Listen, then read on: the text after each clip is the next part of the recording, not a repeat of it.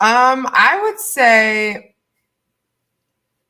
if we're picking up kind of like where Mistaken was just leading off, I honestly I don't the I would say that it's not a double standard. The only reason why I would say it's not a double standard is because um men don't carry the child. And so at some point, a woman's body becomes uh I don't want to say slave to the pregnancy, but if she doesn't want it, she would probably feel that way. You know what I mean? Where like you're still going on about your day, living your life, and she's going through these major bodily hormonal changes.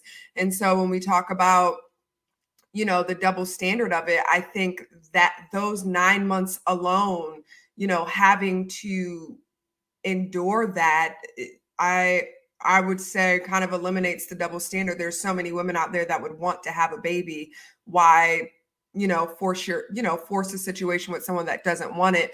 And then to the whole financial abort, I think were y'all saying that like If she like has the baby and he does not want the child, should he be able to legally sign over that he doesn't want the kid?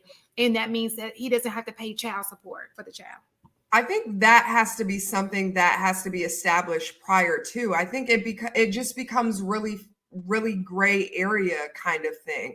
I do, if the woman is okay with that, I 1000% think that yeah, like I mean if she's okay with that, then why not? At the end of the day, when you're at a certain point, you do have to acknowledge the fact that you are both adults, and you have to understand that at the end of the day, whether or not a woman carries a child to term is her choice. And you have to be aware of that as a man. Well, it was her choice. And so, it's like play your cards. Like if this isn't a woman that you want to have a child with, then I mean, you can have sex with a woman and not get her pregnant. Like it's 2022. There's no secrets out there about how pregnancy works. Like we all know exactly how it works. So why put yourself in a position to have a child, or not even have a child? Why put yourself in a position to relinquish your power to someone else to be able to make those kinds of life altering decisions for you? Because that's ultimately what you're doing. Because at the end of the day, once your seed is in her body, it's her choice on what to do with it. Because now it's growing inside of her, not inside of you. And if it was the other way around, then we would be having this conversation, but from a different perspective.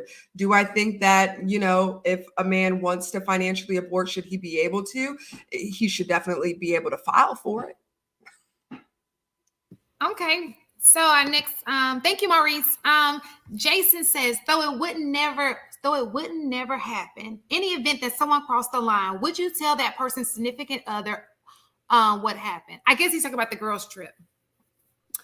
No, but I would definitely have a good talking with my friend before she even. I would definitely hold my friend and tell me what it is that she's about to do. Trust and believe. We will have a kumbaya section. I would definitely hold my friend accountable. Try to stop that from happening for sure.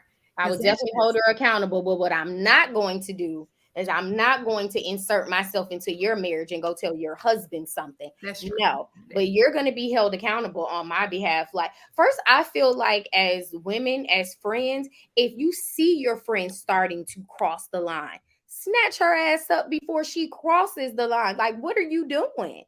Like, we don't do that. We don't move in that manner. Like, cut it out. These birds of a feather flock together, and what you do kind of rubs off on me, and I don't have time for those shenanigans. And I would never want to be put in an uncomfortable situation knowing that information. Mm-hmm. Like I like what Tam said is I'm cock blocking like a mug. Like, no, there's no way. Yeah. Oh, you better come on. It was kind of one of the kind of like what I was mentioning, like in the back chat earlier today, with like holding men accountable, in these kinds of scenarios as well, where, for me, it's like, I don't even want to be associated with those kinds of people, because it's really a reflection of me being in proximity to women that are okay cheating on their husbands, or, in proximity to men being okay cheating on their wives. Like it's a direct reflection of your character as an individual, and those kinds of behaviors and patterns trickle into other aspects of your life. And so if you're doing that, lying and cheating in that aspect, where is the border, where is the line with me? You know, so at some point it's just like I don't really care to be involved with people that exemplify that kind of behavior. Leave them or leave her, you know, before you decide to go out and just kind of exemplify that kind of behavior. And people in my circle, and we are encouraging that, because for the ones of us that may be single on the trip, you're going to have your man thinking that we're encouraging that type of behavior when we're not. And then he's not even going to want you to even hang around us anymore. Like and your man is not going to want you to hang around her, because once you go home and talking to him about what happened, he's not, you know. But you know, I think that we do that over with. Yeah, exactly. And that's why I said I would never want them to put me in that situation. And as selfish as this may sound, even though it is the right thing to do to stop them, but if I like the person, I would never want you to put me in a situation where you think that I'm going to be lying, because people who know me and that's in my circle, I don't lie. I just don't. And so if I know your significant other or your mate and they're like, oh, so how was the trip? What did y'all do? And then don't put me in that situation, because you'll get found out. Not that I would tell, but I don't lie. I don't lie well, so I just don't do it. But you know what else? Pillow talk. The other women, that pillow talk is MF. Let's keep it 100. Yeah. So I tell my husband everything. Everything.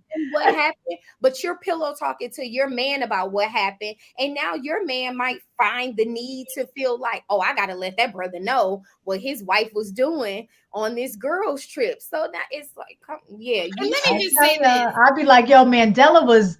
Let me just say this, men, believe it or not, there are some women like myself, and I'm sure the women on this panel, we have even as single, if I have a friend and I feel like she's just out there, I would be like, she can't be with us no more.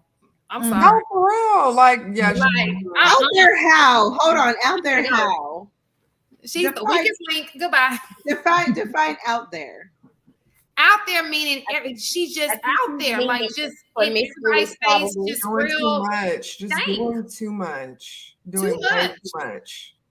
Because the stigma is true. Like birds of a feather flock together. So even though you might not necessarily be moving the way that woman is moving, people are going to assume that you are. If she has a reputation, they're going to assume that you get down just the same way she gets down. And I don't. And they try, and you say no. Right. All right, moving on to our next super chat. Thank you, Jason. Thank you. Okay, Maurice.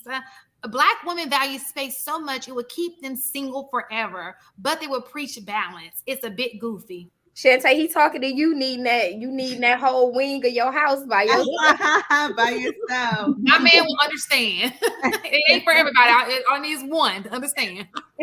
I'm sorry, but who wants to be up on, like what they said, the divorce rate when the pandemic happened went up?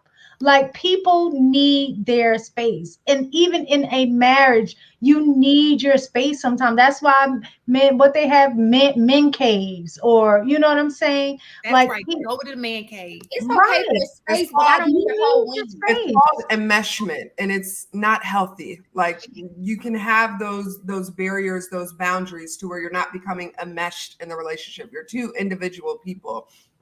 And then my question would be, are you in a long-term relationship? Like, I feel like that's a lot easier to say when you're single and, you know, you're craving affection and attention all the time. But like when you have it on a consistent basis and that's not something that you're, you know, really lacking. It's not like I need to be up underneath you 24/7.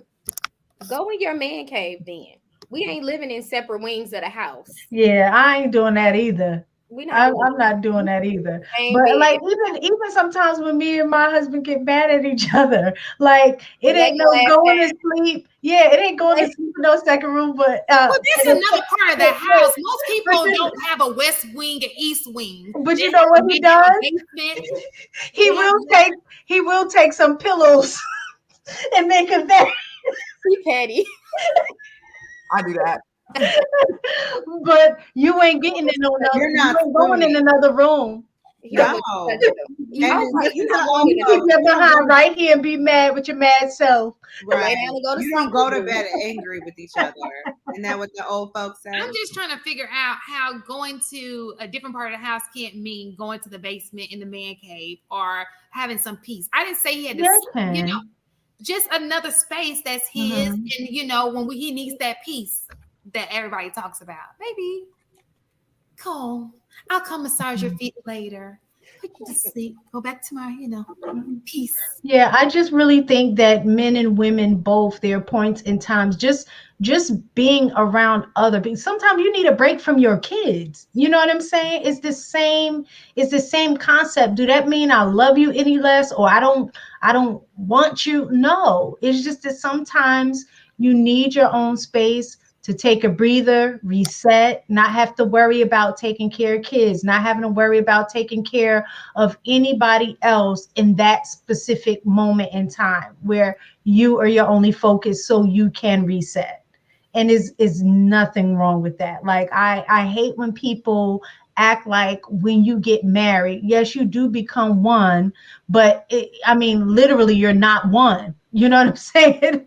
Like you become one and you're meshing your lives together, but sometimes you just need your space and that's okay. And I think any logical person or any person that you're with will understand that, like that, you know what, I just want to, go to my man cave and just kind of chill for a little bit, and I'll, we'll catch back up. And there's nothing wrong with that. Women do it all the time. They might leave the house to go shopping, or a man might go to go watch the game somewhere.